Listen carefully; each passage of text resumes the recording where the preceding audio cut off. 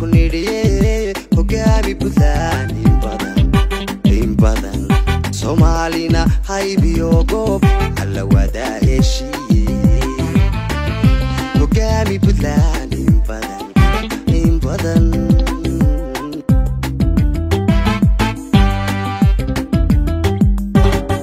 عددا فري هنانكا سبيادا هرسيداي عدا هيميلادا لهايو عدن بادا بايسي أمباليان كنيري هجامي بلان إن بدن سومالينا هاي بيوقف على ودا هشي هجامي بلان إن بدن تنيو إن بدن هجامي بلان عددا فري هنانكا سبيادا هرسيداي عدا هيميلادا لهايو عدن بادا بايسي أمباليان كنيري هجامي بلان إن بدن سومالينا هاي بيوقف على ودا هشي هجامي بلان إن بدن تنيو إن بدن هجامي بلان عدا هلانو هليا تنيو هرمودا عدا هول كارو هالدورا تنيو هرسيدا أمباليان كنيري هجامي بلان إن بدن سومالينا هاي بيوقف على ودا إشي هجامي بلان إن بدن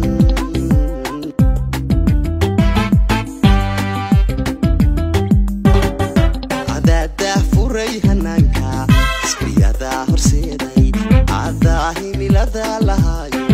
عدن بادا بايسي أمباليان كنيري هجامي بلان إن بدن سومالينا هاي بيوقف على ودا هشي هجامي بلان إن بدن تنيو إن بدن هجامي بلان مركور waxaan si gaar ah u salaamayaa wasiir Khadija oo Mustafa Duxlo iyo wasiir Maareeye oo runtii kolleegayga ahaa xildhibaanaha islahay xafladana si gaar u abaabulay asxaabta kale ee matalayaan dhamaantood waxaan kaloo si gaar u salaamayaa gudoomiyaha degmada Howlaag oo degmadayga sidoo kale asxaabtii reer Howlaag يا أصحابي هراء يقول هذا الجو لوضع رنتي عاوة فرحة إذا لبسوا كوبكرو وأن كم هالحدينا يا أنتي سوق مقابسي أنتي سوق عن الثبة حفلة قيمة بدن ومقالة لي مربات أنا بقى مسؤولة وستيت مسؤول كأهلي مسؤولوين ثانية مركي عامل وقرأ في سودانية لامانته waxaan si gaar ah uga mahadcelinayaa gudoomiyaha gobolka aanan duqa runtii sida la sheegay xasuus iyo waayo iyo farxad bayna gelisay waan jeclaa dad badan oo jiilkayga maanta halkaas ku aragnay iyo dadkii hore waa ku faraxsanahay inaan wada qaadano habeenkan siyaasadda ka fogay laakiin ma hadda xoogaa lagu celiyo horta ma waxaan rabaa halka inaan ka caddeeyo anoo saaxiibaday ku hadlay afkooda heshiiska dhacay annagu keliya maan heshiinay heshiiska bulshada Soomaaliyeed loo qaamay dadkoo dhan inay heshiiyaan oo la iscafiyo kursiga uu ma hadla soo carara waa soo ceshan kartaa waa ku leeyahay waxaan ballan qaadayaa hadduu soo noqdo inuu soo ku soo baxo hadduu galmudug yaalana waa ka daba tegayaa inaan kala shaqeeyo halka sheegay صاحب قالي أو مقدر عصور شقيني صاحب هذا كله هو هاللي واللي بعنا هذا أنا قررنا إن اللي بعنا وحدونا إن أتقرب نجح زان ما هني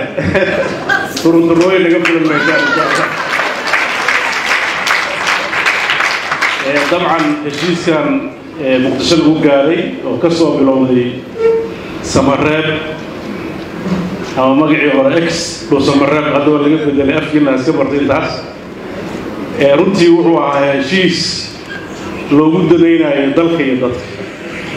waxaan uga mahad celinayaa madaxweynaha jamhuuriyadda federaalka soomaaliya muddadii dheereed oo wasiirka shirkaas u fadhiyey waayadan dambe waa dhici kartaa meediya aanan warhayn baa mararka qaarkood wax badan sheega runtii intii la joogay dood fiican iyo wada xaajood lagu salaynayo maxaa dalka marxaladan dan ugu jirta ayay inta badan ku socday laakiin marna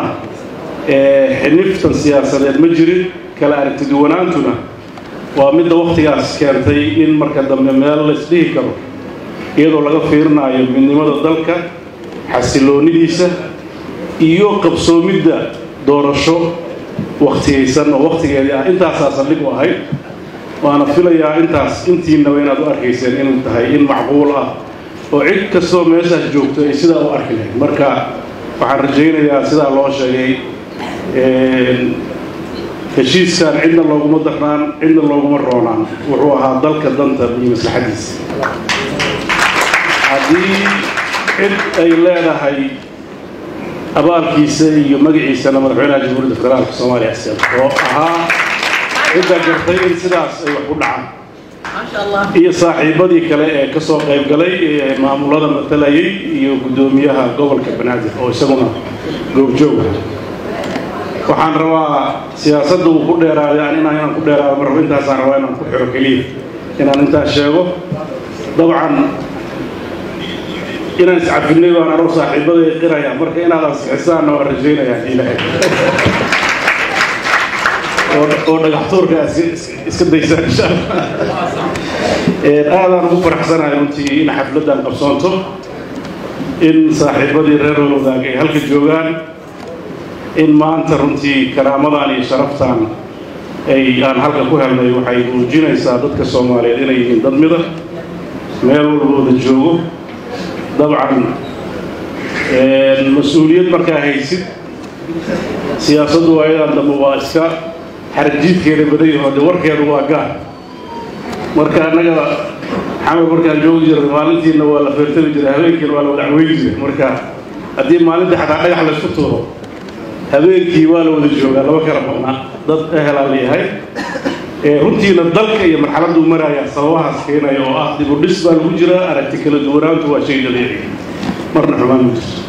waxaan jeclahay inuun hadalka iga xumaan oo aan siyaasad waayadan dambe siyaasaddan ka sheekeyn jiro ila fogaanin inaan u mahadnaqo dhammaan intii halkan ka qayb qaadatay ugu horeeya fanaaniinta qaranka zakariya kooxdii falka loorka ahayd ee halkaa caawa runtii wacdaraha ka dhigay iyo miidiyaha iyo inta kale oo khaasatan milkiilaha hoteelka iyo dadkii sidan cashadan sharafta badan iyo waqtigan wanaagsan iyo qiimaha la isku dubriday dhammaantiin waxaan jeclaa inaan iga mahad celiyo waayeen xasuusiyeenoo haddee dhulkii aan ku baashaali jirna wey marka insha allah waxaan rajaynayaa muqdisho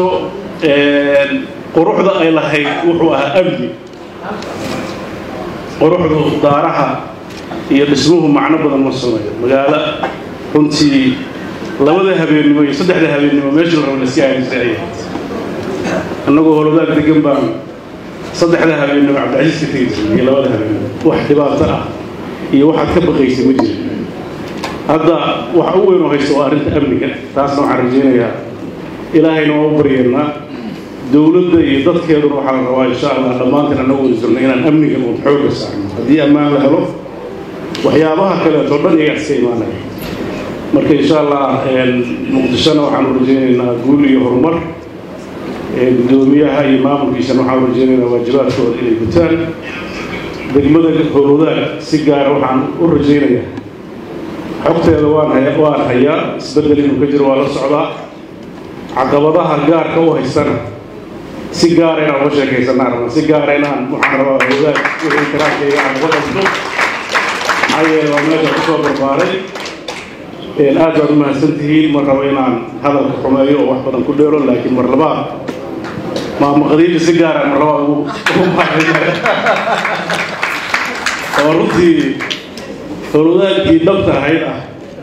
وفان عيل قلبي عيل إبراهيم أنا قولين رجع هالك كيشة كيرا المدينة بغلايو مركان أنا حمل جوم جرد ذلك مدينة جو حمرتين نيجي dadkii asalka ee beledka ama dadkii gadaal ka soo cararayaan warka madiina iyo hurwaa iyo anagu ma tirsan jirin laakiin magaalooyinkii das asalka ahaa cadagaawo halkii muuqda iyo guriga عثمان وقعي سكر بقدر عثمان سنة عثمان يا عثمان بيدي سي يا بشير قومي يا هرداك تقبض عليك الرئيسي وقت مركان ما سنتين وحرجينا يا فرحنا صاير لك هذا ما تقول فرح سنة لبصلوا عليسي وبضحنونا عاول يجروا المركز meeshaas amaad igu dirteen meel sahlan maaha meel la isu naxayo maaha marka xisaabtan anaga halkaas yaalla marka aad u mahadsantihiin waan ka mahadcelinayaa waxaana rajaynayaa kooxda waa beri iyo qabanqaabiyaasha halka iyo qadiijo iyo tiimka wasiirada garowey loogu macsuumeyn insha allah xilligu waqtiga anaga soo sheegay waxaan rabaa si gaara inaan ugu mahadnaqo gudoomiyaha ururka haweenka Batuula oo runtii dhowr jeerna nagu soo booqatay iyo goboladeedii gaarka ah iyo inta kale aan ilaaway oo dhalinyarada iyo haweenka iyo runtii Batuula sheekh balle waxa way dalka taariikh badan ay ku leedahay muddo dheer bay soo halgamaysay marka fanaaniinta oo dhan ay kasoo tagay hanuuniye reeroodanku ka mid ahayo hadda waa naga tegay aad baad u mahadsantihiin waa salaam ayaa dhammaantiin wasalaamu calaykum